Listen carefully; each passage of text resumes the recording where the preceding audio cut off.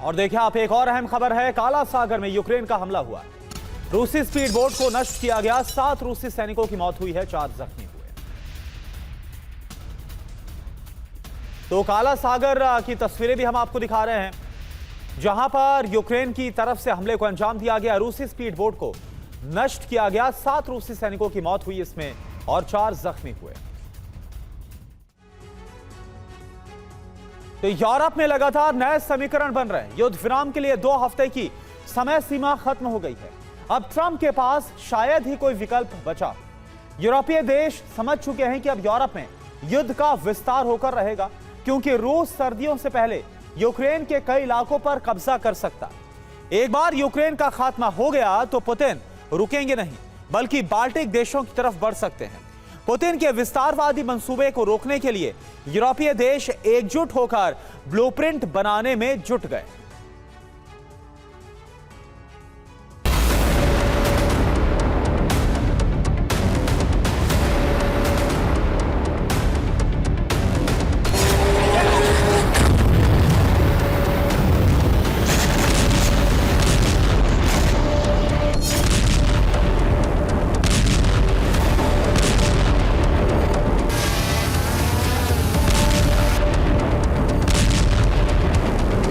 एक साथ 3 घटनाएं घटी, जिसने संकेत दे दिया रूस यूक्रेन युद्ध अभी रुकने वाला नहीं, बल्कि युद्ध का विस्तार होने वाला है।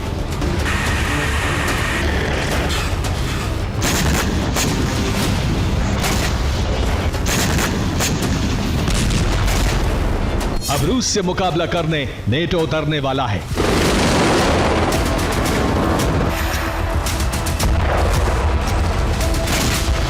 फ्रंट लाइन पर यूरोपीय देश आने वाले हैं, जो यूक्रेन के लिए सुरक्षा घेरा बनाने जा रहे हैं।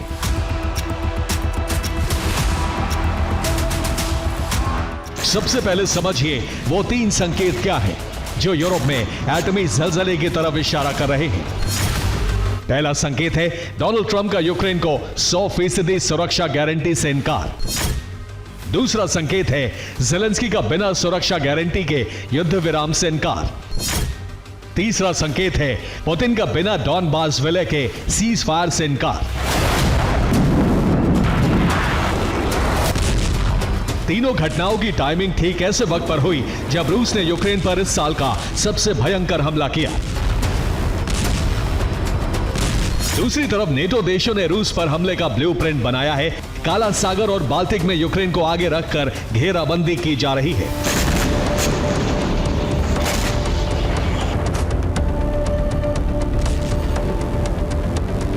इसी दौरान एसयू समिट के मंच पर पुतिन और जिनपिंग को देखकर नेटो देशों में खलबली मच गई, जिससे नए वर्ल्ड ऑर्डर का भय सताने लगा। यानी दोनों तरफ से भीषण हमले किए जा रहे हैं, जो सीधे तौर पर यूरोप में विनाशक जंग का इशारा है।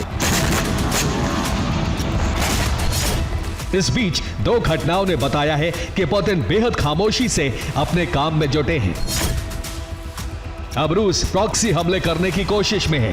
पहली घटना 1 सितंबर को हुई, जब ईयू चीफ उर्सुला के प्लेन का जीपीएस फेल हो गया। वो पोलैंड से बुल्गारिया जा रही थी। उर्सुला ने इसके पीछे रूस का हाथ बताया था। अब दूसरी घटना लिथुआनिया के राष्ट्रपति के साथ हुई है, जिसमें एक अज्ञात ड्रोन ने लिथुआनिया के प्लेन को हिट करने की कोशिश की थी। आशंका जताई जा रही है कि इसके पीछे रूस है।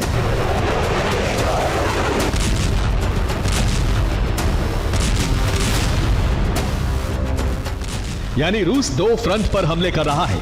एक तरफ यूक्रेन में तबाही, दूसरी तरफ नेटो देशों को टारगेट किया जा रहा है।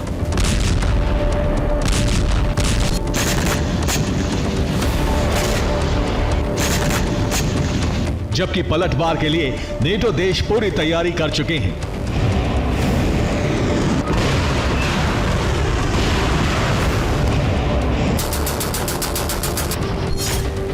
पोलैंड ने क्रूज मिसाइलों का टेस्ट करके शक्ति प्रदर्शन किया। फिनलैंड में नेटो ने multi corps land component command को ऑपरेशनल किया। लिथुआनिया ने रूस पर प्रतिबंध लगाने की मांग की। फ्रांस ने यूरोप में न्यूक्लियर अम्ब्रेला बनाने के लिए कहा। ब्रिटेन ने यूक्रेन को ज्यादा हथियार देने के लिए कहा। जर्मनी ने लंबे युद्ध के लिए तैयार रहने के लिए कहा, जबकि रूस और यूक्रेन में मध्यस्थता कराने के लिए कह चुके नेटो देश तुर्की की तरफ से बयान सामने आया है। तुर्की के प्रेसिडेंट एर्दोआन ने कहा है कि रूस यूक्रेन किसी भी परिस्थिति में एक दूसरे से मीटिंग के लिए तैयार नहीं है। यह सीधे तौर पर युद्ध बढ़ने के संकेत हैं।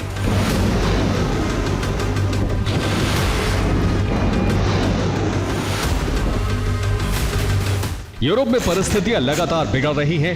अब युद्ध रुकने वाला नहीं है। ऐसे में ट्रंप असमंजस की स्थिति में है कि वो यूरोप में शांति कैसे लाएं, क्योंकि उनकी तमाम कोशिशें खत्म हो चुकी हैं।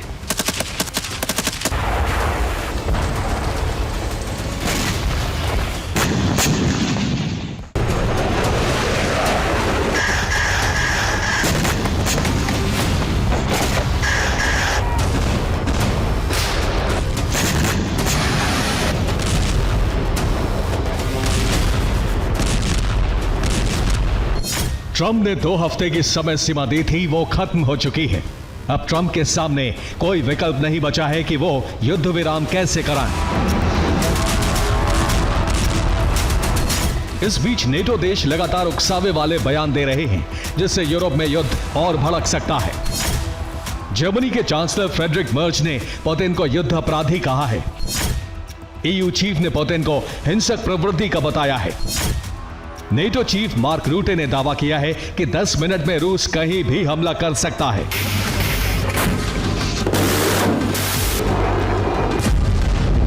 रूस से हमले का सबसे ज्यादा खतरा बाल्टिक देशों को है, इसलिए कुछ घंटे बाद पेरिस में होने जा रही यूरोपीय देशों की मीटिंग में यूक्रेन के अलावा बाल्टिक देशों की सुरक्षा को लेकर भी मंथन किया जाएगा। हालांकि नॉर्डिक देश भी खुद को असुरक्षित बता रहे हैं। अब यूरोप में फ्रांस, ब्रिटेन और जर्मनी रूस के खिलाफ कमान संभाल सकते हैं, क्योंकि अमेरिका अभी भी तय नहीं कर पा रहा है कि उसे युद्ध विराम की कोशिश करते रहना है या फिर रूस को रोकने के लिए ब्लूप्रिंट बनाना है। रूस के खिलाफ नेटो का चक्रव्यूह बना रहा है। इसके लिए जर्मनी यूक्रेन को टॉरस मिसाइल भेजेगा, जबकि पोलैंड यूक्रेन में रूसी बॉर्डर पर सैनिक तैनात करेगा। फिनलैंड भी यूक्रेन में बंकर बनाने जा रहा है, जिससे लोगों की सुरक्षा की जा सके।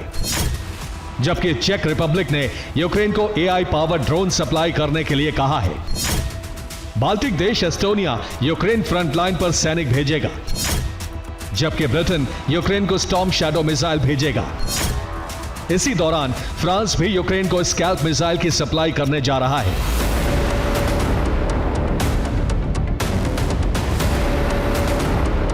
बड़े स्तर पर तैयारियां की जा रही हैं, लंबे युद्ध की प्लानिंग है। दरअसल रूस सर्दियों से पहले यूक्रेन के बड़े हिस्से पर कब्जा करना चाहता है, लेकिन नेटो ने तय कर लिया है कि वो ऐसा होने नहीं देगा। यही वजह है कि यूक्रेन के लिए सुरक्षा चक्रव्यूह तैयार किया जा रहा है, बारूद सप्लाई बढ़ाई जा रही है। अब पेरिस में तय किया जाएगा कि नेटो देश फ्रंट लाइन पर कब आएंगे और अमेरिका को किस तरह मनाया जाएगा, जिससे रूस के खिलाफ अमेरिका यूरोप में सबसे आगे दिखाई दे। Bureau report, TV9 Bharatvarsh.